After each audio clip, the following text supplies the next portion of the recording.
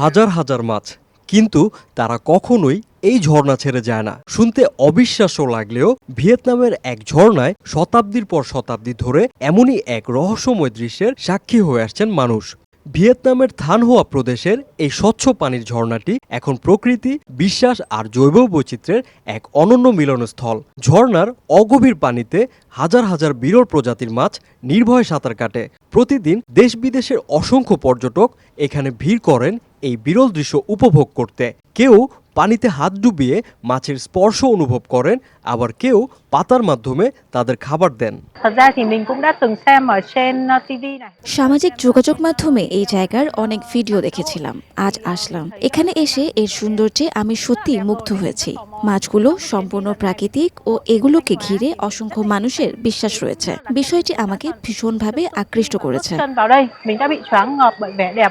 স্থানীয়দের বিশ্বাস, এই মাছগুলো সাধারণ কোনো প্রাণী নয়। তারা দেবতা স্বরূপ ও সর্পদেবতার সঙ্গে তাদের গভীর সম্পর্ক রয়েছে।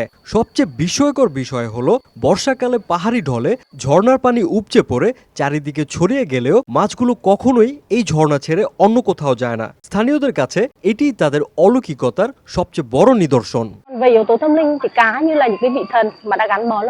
আধ্যাত্মিক বিশ্বাস অনুযায়ী এখানকার মাছগুলো দেবতার মতোই পবিত্র এবং এই এলাকার মানুষ ও ভূমির সঙ্গে গভীরভাবে যুক্ত। বর্ষায় যখন ঝর্ণার পানি উপচে রাস্তাঘাট ও মাঠে ছড়িয়ে পড়ে, নদী ঝর্ণার পানি এক হয়ে যায়, তখনও মাছগুলো এখানেই থেকে যায়। বিজ্ঞানীদের মতে মাছগুলো স্পিনি বারবিকথিস ডেন্টিকুলেটাস নামের একটি বিরল কার্প প্রজাতির।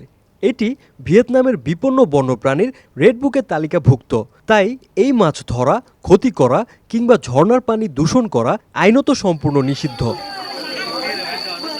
প্রকৃতির বিস্ময়, মানুষের বিশ্বাস আর জীববৈচিত্র্যের সংরক্ষণের অনন্য উদাহরণ হয়ে ওঠা এই পবিত্র ঝর্ণা আজ শুধু একটি পর্যটন কেন্দ্র নয়, এটি ভিয়েতনামের সাংস্কৃতিক ঐতিহ্যেরও এক জীবন্ত প্রতীক। Desk report, hello Bangladesh.